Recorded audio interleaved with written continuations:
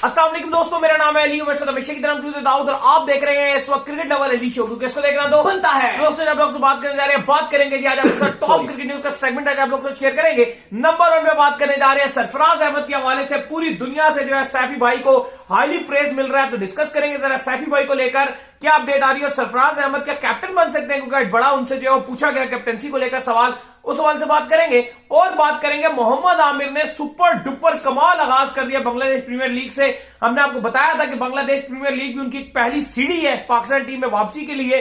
दूसरी सीढ़ी जो है पीएसएल और फिर तीसरी पाकिस्तान टीम होगी। क्या कहानी बनी है वो आप लोग से शेयर करेंगे। और बात करेंगे जी कि आपका वाइस कैप्टन अनाउंस कर दिया गया ओडीआई में। शादाब की गैर मौजूदगी में रिजवान को नहीं अनाउंस किया गया वाइस कैप्टन ओडीआई। कौन आ गया आपका नया ओडीआई का वाइस कैप्टन, वो आपको बताएंगे। और बात करेंगे नजम सेठी ने रिस्पॉन्स किया, वो जो ब्रेकिंग आई थी एशिया कप को लेकर, जो कि एशियन क्रिकेट काउंसिल के प्रेसिडेंट जय शाह ने एक ट्वीट के जरिए बताया था, तो उसके ऊपर अब नजम सेठी ने रिस्पॉन्स किया है कि यार हमसे क्यों नहीं पूछा गया। फिर सेकेंडली फिर एशियन क्रिकेट काउंसिल ने भी रिस्पॉन्स किया उसके ऊपर, क्या कहना है एशियन क्रिकेट काउंसिल का वो भी आपको बताएंगे। तो अगर आप हमारे चैनल पर नहीं और पहली बार आए तो चैनल को आदमी सब्सक्राइब करें और साथ ही बेल आइकन बजाना। तो बात का आगाज करते हैं नंबर 1 खबर के साथ जो हमारे पास आ रही है। तो दोस्तों इस वक्त जो टॉप ट्रेंड है वो आपके सरफराज अहमद है। पूरी दुनिया जो है वो उनको हाईली प्रेज कर रही है। सरफराज अहमद को वो सिला मिला है, उनको उनके सब्र का सिला मिला है, उनके एक मुस्तकिल मिजाजी का सिला मिला है, प्रॉपर तौर पर डोमेस्टिक खेलने का सिला मिला है। मुझे याद है मैं और आप प्रॉपर गर्मी में कवर करने गए थे कर्जम ट्रॉफी, तब ग्राउंड मैन भी छुप रहे थे धूप से, वहां पर भी सैफी जो है पूरा पूरा दिन जो है कर्जम ट्रॉफी के मैचेस खेल रहे थे। तो बिल आखिर अल्लाह पाक ने उनको उनकी मेहनत का सिला दिया है और कमाल उन्होंने बैटिंग की है, सुपर डुपर बैटिंग की है। कैप्टनसी के वजह से क्या बयान आया जी? देखिए, player of the match Sarfaraz Ahmed को आज दिया गया। Player of the series New Zealand versus Pakistan की प्लेयर ऑफ द सीरीज का अवार्ड भी सरफराज अहमद को दिया गया। मैन ऑफ द मैच का अवार्ड भी सरफराज को दिया गया। ट्रॉफियों के अंबार थे। आए थे सरफराज खान प्रेस कॉन्फ्रेंस में, उनसे सवाल किया गया कप्तानी को लेकर कि क्या आपने 1.5 घंटे कप्तानी की, फिर उसके बाद आपकी फिटनेस भी बेहतर नजर आ रही है, रन भी बना रहे हैं, फॉर्म भी है आपकी, तो क्या आप कप्तानी अगर आपको ऑफर हुई, अगर आपको कप्तानी ऑफर हुई तो क्या आप कप्तानी करेंगे? तो उस पर उन्होंने कहा, बड़ा अच्छा जवाब दिया सरफराज ने, कहा कि बाबर आजम कप्तान है और मैं चाहता हूं कि उसी को फिलहाल सपोर्ट किया जाए। बड़ी हकीकत क्या है इस पर आगे जाकर बात करते हैं कि हकीकत क्या और क्या होगा। लेकिन अली उससे पहले आपको यह बता दें कि ट्विटर पर पाकिस्तान की नहीं भाई, इंडिया में भी सरफराज अहमद को खुलकर तारीफें मिली हैं। पूरे भारत से सरफराज अहमद को तारीफें मिल रही थी फैंस की तरफ से। कुछ साबिक क्रिकेटर्स हैं, उन्होंने भी सरफराज अहमद के लिए ट्वीट किया। उन्होंने कहा भाई 4 साल के बाद 2019 के बाद से इसके पहली बार टीम में वापसी की। पहला टेस्ट मैच खेला शानदार, दूसरा खेला शानदार, 2 तो इसकी वेल डिजर्व सेंचुरियां मिस हुई हैं, 86 और 75 वाली की है। उसकी सेलिब्रेशन वो विराट कोहली वाली सेलिब्रेशन जो है वो इन्होंने की है, जो विराट कोहली ने भी सेलिब्रेशन की सेंचुरी करने के बाद, क्योंकि बहुत फ्रस्ट्रेटेड वो भी थे, बहुत फ्रस्ट्रेटेड सरफराज भी था बेचारे चांस के। अच्छा, इमाद वसीम ने बड़ा कांग्रेचुलेट किया है, कमरान अकमल ने बड़ी तारीफ किया है, सईद अजमल ने बहुत तारीफ किया, शादाब खान ने खुलकर अप्रिशिएट किया है, मोहम्मद आमिर कहते हैं व्हाट अ नॉक सरफराज बाबू। उन्होंने सरफराज को कहा बाबू यू आर ट्रू चैंपियन, अल्लाह नजर से बचाए, आमीन। इसके अलावा बाकी भी अगर आप देखें सारे फॉर्मर क्रिकेटर्स ने खूब तारीफें की हैं। लेकिन अली की वाइफ भी रोना शुरू, वो भी इमोशनल हो गई थी, विराट कोहली वाली टाइप सेलिब्रेशन की थी, बड़ी हाइप बनी हुई थी। लेकिन अली जो बात हम कर रहे थे कि ठीक है सरफराज की आज क्योंकि हाइप थी, सरफराज का ही चर्चे थे, फैंस में भी सरफराज की बात हो रही थी, लेकिन हमें ये नहीं भूलना चाहिए कि एक और टेस्ट मैच खत्म हो गया और हमें जीत नहीं मिली अपने घर पर। के हम जो कप्तानी जो थी नहीं कर सके, कप्तानी जो थी उसके ऊपर स्टिल सवालात हैं, उसके ऊपर स्टिल बहुत सारे हैं, थोड़े नहीं है बहुत बड़े सवालात हैं। आपका 2022 पूरा गुजर गया, आपने ऑस्ट्रेलिया से भी हार गए, आप इंग्लैंड से भी हार गए, न्यूजीलैंड से भी आपने ड्रॉ कर दिया, जीत आपको नहीं मिल सकती। अच्छा, आप कप्तानी की बात करो, अभी मैं और आप बात कर रहे थे कि मोहम्मद आमिर, उनसे सवाल पूछा गया कि आपने इतने कप्तानों के अंडर खेला है तो आपने बेस्ट कप्तान किसको बोलोगे? तो उन्होंने कहा कि सरफराज अहमद बाय बर्थ कप्तान है। कुछ कप्तान होते हैं हम कहते हैं सीख रहे हैं, कुछ हम कहते हैं सॉरी सीखेंगे। तो आमिर ने कहा कि सरफराज अहमद बाय बर्थ कप्तान है। वो कहते हैं कि ये वो वाले कप्तान नहीं है, टेक्स्ट बुक वाले कप्तान। जैसे आपको पता है, जैसे नासिर हुसैन ने बोला था कि भाई बाबर आजम कुछ टेक्स्ट बुक की तरह कप्तानी करते हैं कि बस ये है ये है ये, उसके बाद जो बुक में लिखा है वही करना है। वो कहते हैं ठीक है, लोग सरफराज को क्रिटिसाइज करते थे कि अपने नंबर छुपा लिया, लेकिन हकीकत यह है कि उस टाइम अगर उनको लगता था कि ये राइट डिसीजन है, 2 ओवर रह गए हैं या 4 ओवर रह गए हैं, हसन अच्छी स्लॉगिंग कर सकता है, तो वो हसन को भेज देते थे। ये उनकी, वो कहते थे जी गुस्सा करते थे वो, और ये उनकी नेचुरल थी कि वो फील्ड में बहुत गुस्सा करते थे। सरफराज का जो मेन मसला आया था, सरफराज का मसला ये आया था वो सेल्फलेस कैप्टन था।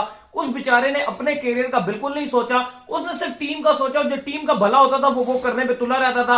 वो ये भी कहता था कि यार अगर मेरे से बेहतर हसन अली हिटे मार सकता है मैं हसन अली को भेज दूंगा। देखो इस चीज में आपको डिफरेंस करना बड़ा जरूरी है, एक अच्छा प्लेयर होना और एक अच्छा कैप्टन होना, ये दो चीजें दोनों मुख्तलिफ है। जो आपके सरफराज अहमद थे वो एक अच्छे कैप्टन जरूर थे, प्लेयर भी थे, लेकिन अपने आप को चांस नहीं देते थे उस तरह का। अब मैं आपकी बात को सेकंड करूंगा, अब आपकी बात को मैं सेकंड करूंगा, जो आपने बात सेकंड वाली बात की है, आप मुझे इस बात का जवाब दे देंगे सरफराज को कैप्टन क्यों बनाया था? सरफराज को कैप्टन इसलिए बनाया था कि वो जब आपके अजहर जो है वो कैप्टन थे तो सबसे ज्यादा रन आपको सरफराज बना के दिए। ये अब बात सुने, और लॉर्ड्स में सेंचुरी किसने बनाई थी? ओपनर के तौर पर जब खेलने आए थे तो कमाल बैटिंग कर रहे थे, उस टाइम उनको वाइस कप्तान बनाया था। जब ओपनिंग अच्छी की थी तो वाइस कप्तान बनाया।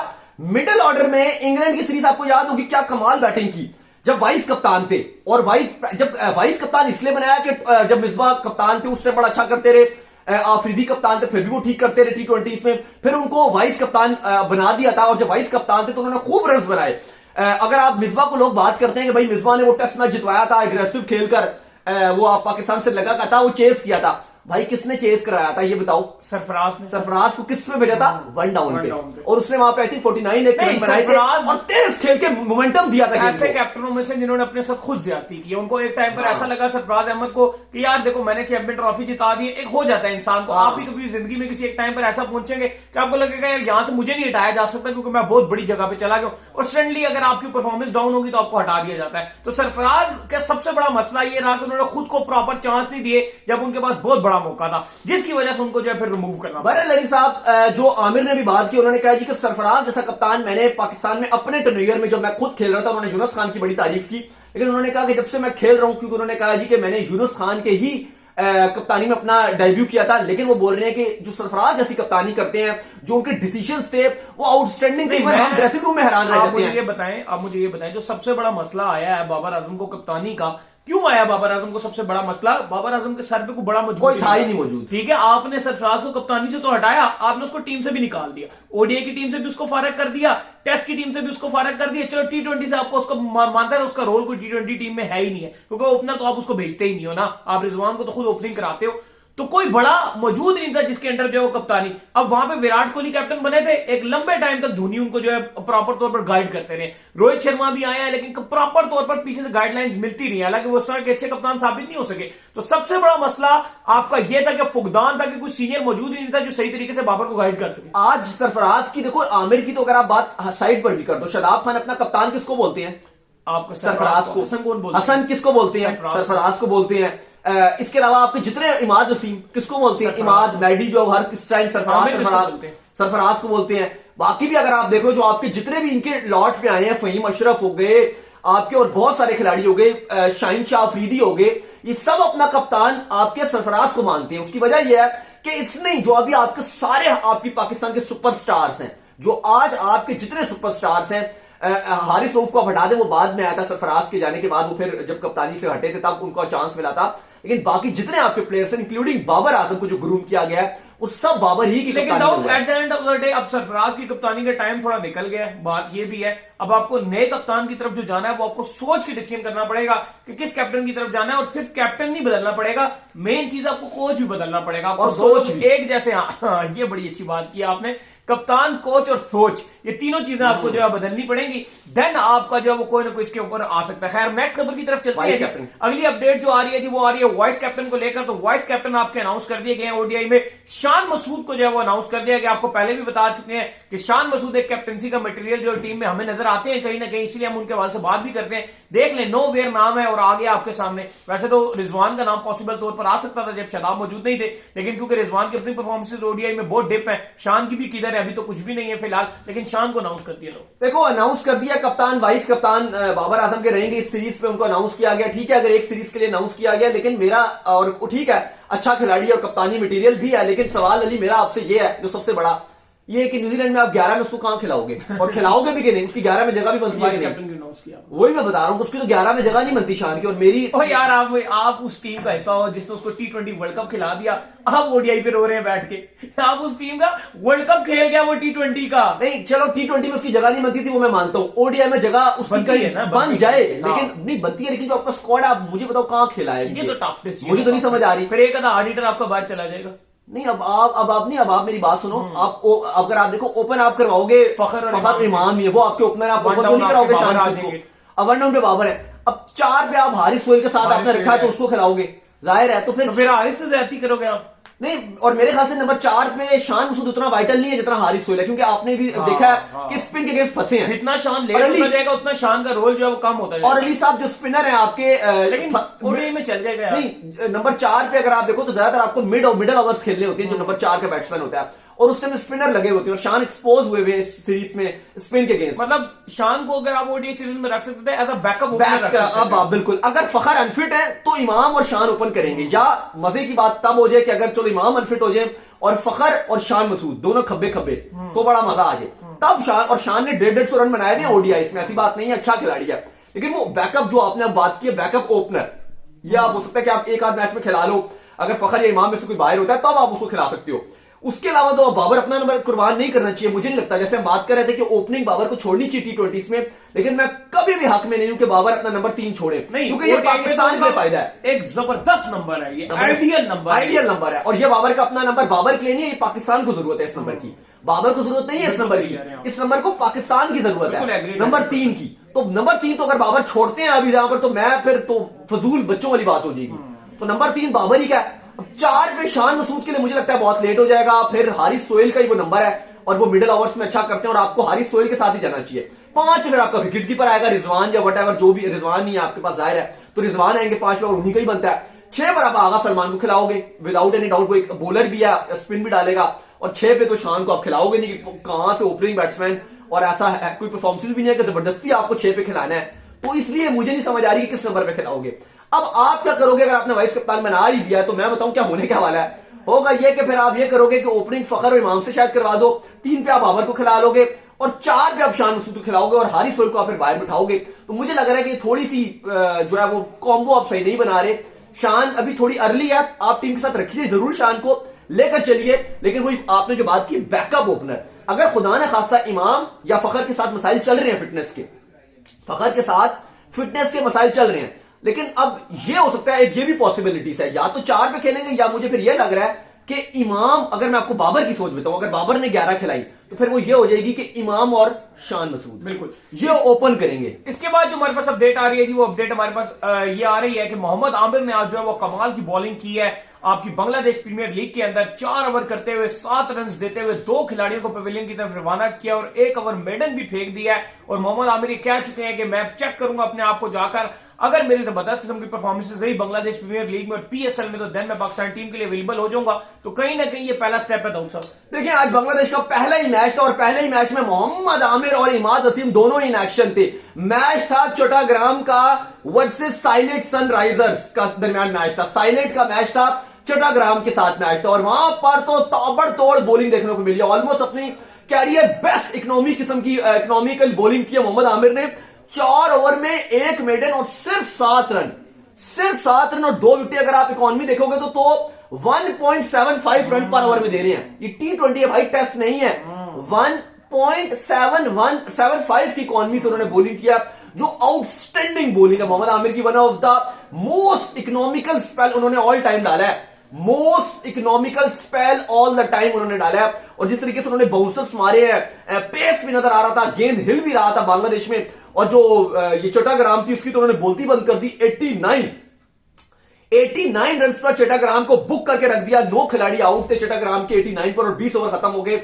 All credit goes to Mohammad Amir, क्योंकि बहुत इकोनॉमिकल गेंदें की। इसके अलावा साइलेट की बात की जाए तो उन्होंने टारगेट बहुत ही बासानी, क्योंकि इतना छोटा टारगेट था, क्योंकि मोहम्मद आमिर इतनी अच्छी बॉलिंग की हुई थी, उन्होंने तो 12 ओवर में टारगेट चेस कर दिया।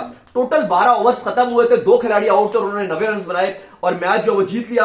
अगर आप बात करें तो इमाद वसीम भी साथ मौजूद थे, और इमाद वसीम ने भी अच्छी बॉलिंग की। अलबत्ता उससे सिर्फ 2 ही ओवर करवाए गए इमाद वसीम से, और उन्होंने 2 ओवर में 9 रन दिए थे। तो इस तरीके से साइलेट अपना मैच जीत गई, और मोहम्मद आमिर की टीम पहले ही बांग्लादेश प्रीमियर लीग का मैच उन्होंने अपने नाम कर लिया। और बात वही है कि जिस तरीके से मोहम्मद आमिर ने बोला था कि मैं अपनी फॉर्म देखूंगा, तो फॉर्म तो भाई मोहम्मद आमिर की बहुत ही कमाल किस्म की नजर आई है। तो बड़ी अच्छी बात है कि अच्छी फॉर्म नजर आई है, तो हो सकता है कि वो अब पाकिस्तान टीम में भी कम बैक करे। और ये उनकी पहली सीढ़ी थी जो लग रहा है कि वो पार कर रहे हैं, क्योंकि फॉर्म बड़ी अच्छी जा रही है।